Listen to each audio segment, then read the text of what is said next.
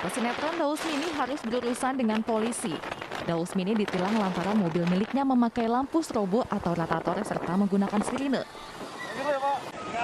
Dalam video dokumentasi milik tim patroli perintis presisi, tampak sebuah mobil melaju dengan menggunakan lampu strobo. Tim mengejar dan memberhentikan mobil tersebut yang ternyata milik komedian Daus Mini yang sedang dibawa oleh sopirnya. Menggunakan strobo diamankan oleh tim patroli presisi. Jadi pada dini hari pukul 02.00 gitu ya, tim presisi Polrestro Depok mengamankan pengemudi kendaraan pribadi yang membawa kendaraan dengan menggunakan strobo dan sirine, sehingga diamankan. Nah, dengan demikian tentu kita ambil tindakan penilangan dengan dikenakan pasal 287 ayat 4 terkait dengan penggunaan strobo atau sirine yang harus digunakan oleh kendaraan-kendaraan pemerintah ataupun prioritas lainnya. Penggunaan lampu strobo dan sirine hanya diperuntukkan untuk kendaraan pemerintah dan kendaraan prioritas lainnya seperti ambulans dan mobil pemadam kebakaran, bukan untuk digunakan oleh sipil. Selain memakai strobo, plat nomor mobil Daus Mini juga tidak sesuai dengan yang terdaftar di STNK.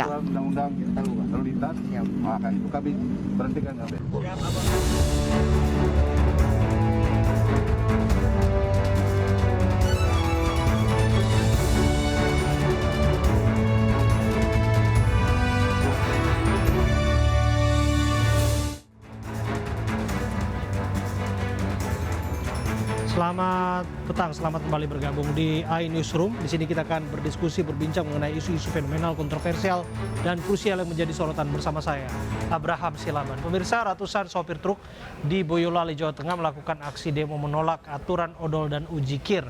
Aksi serupa juga terjadi di Surabaya, Jawa Timur.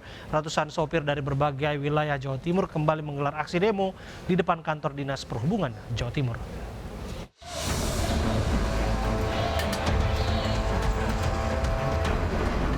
Ratusan truk dari berbagai komoditas pengemudi truk di Boyolali terus berdatangan memenuhi sepanjang jalan menuju eksit tol Mojongso Boyolali, atau tepatnya di Jalan Diponegoro Boyolali, Jawa Tengah.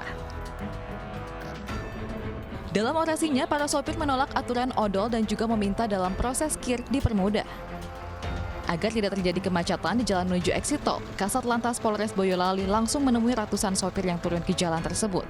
Kasat Lantas berjanji akan menyampaikan permasalahan ini ke pusat dan meminta semua sopir untuk membubarkan diri. Harapannya untuk ke depan sudah tidak perlu terjadi lagi seperti ini. Kita bisa bekerja dengan baik, bekerja dengan nyaman, aman, tanpa ada kendala apapun.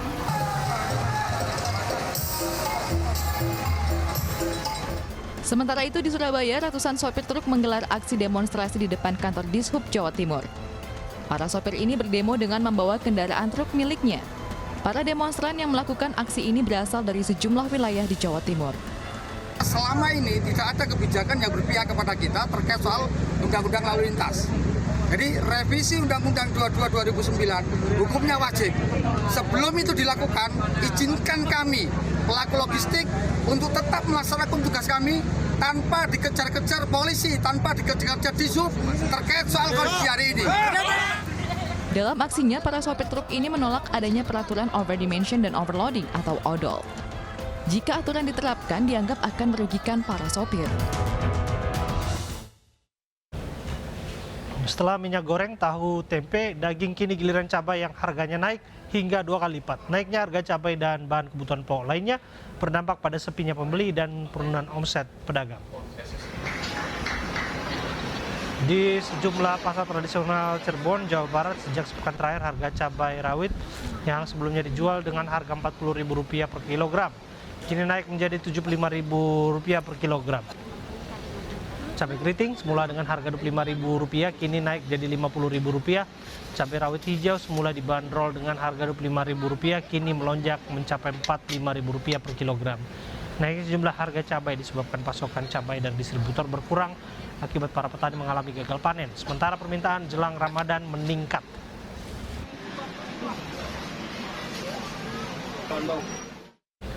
Pemirsa, kita akan berdiskusi bersama dengan Pak Abdullah Mansuri, Ketua Umum Ikatan Pedagang pasar Indonesia. Kita akan berdiskusi mengenai beberapa isu kenaikan harga, termasuk minyak goreng yang langka.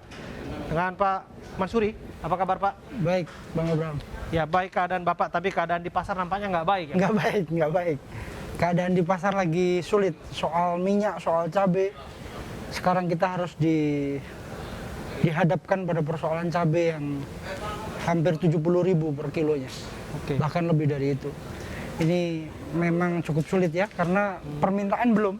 Ramadan belum, fase pertama Ramadan itu biasanya terjadi 1 minggu sebelum Ramadan, masuk Ramadan.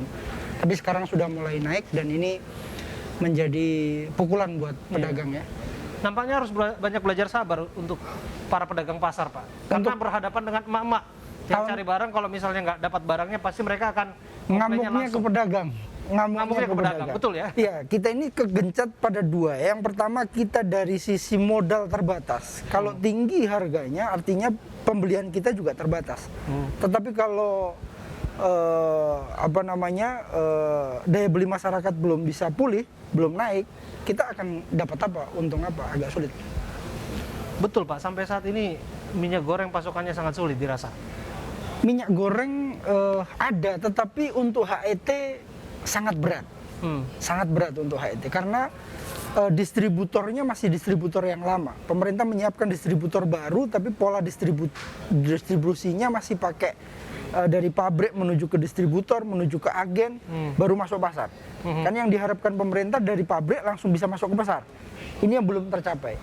Maka persoalan dua komoditas yang cukup tinggi di beberapa minggu terakhir ini membuat kita semakin sulit, dan ini khawatir kami berimbas pada komoditas lain. Oh ya?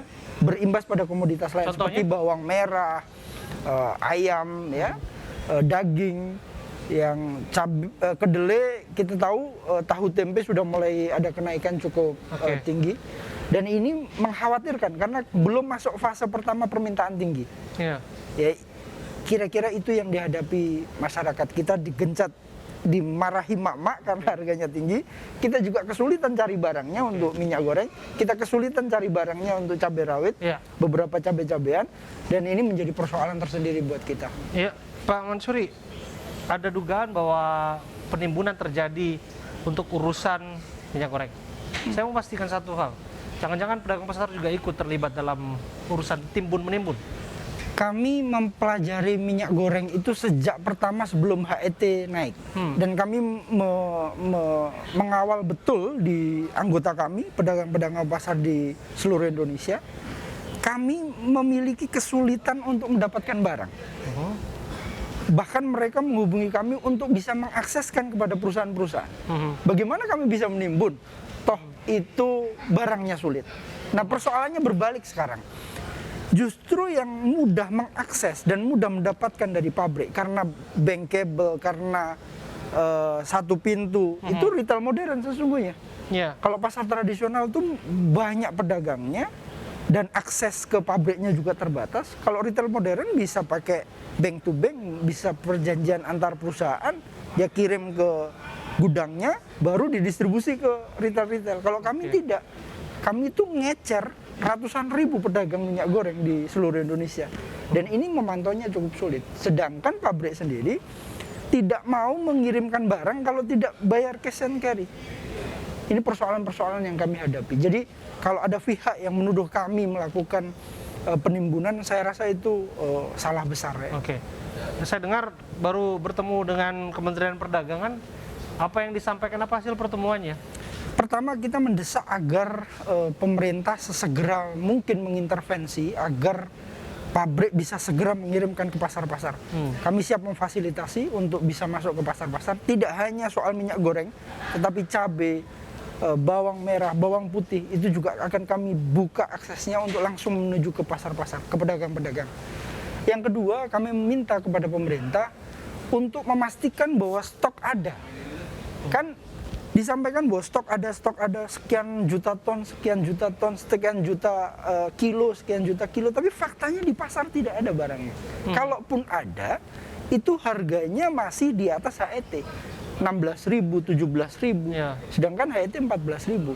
Menurut kami ini yang harus didorong sesegera mungkin dalam minggu-minggu ini, barang harus banyak di pasar, sehingga kalau barang di pasar banyak, secara psikologi pedagang akan merasa nyaman, pengunjung juga tenang, tidak ada antrian yang menumpuk, Betul sekali. tidak ada penumpuk, tidak perlu operasi-operasi pasar, karena ini justru akan rawan COVID ya, Iya. harus berjejer antri. Terakhir kita juga lihat berdesak-desakan. lautan manusia terjadi Betul. di tempat-tempat di mana dilakukan operasi pasar minyak goreng murah. Betul, minyak goreng itu adalah salah satu kebutuhan. Dan kami berharap agar semua pihak bisa menjaga diri untuk tidak mengeluarkan statement-statement yang meresahkan kepada publik, dan sembari menunggu pemerintah sesegera mungkin mendorong agar produksi ada di pasar-pasar tradisional. Oke.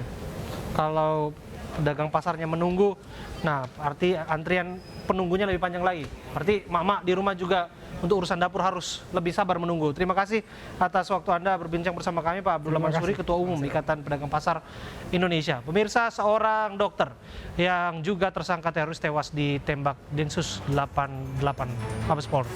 Saat lagi informasi untuk Anda.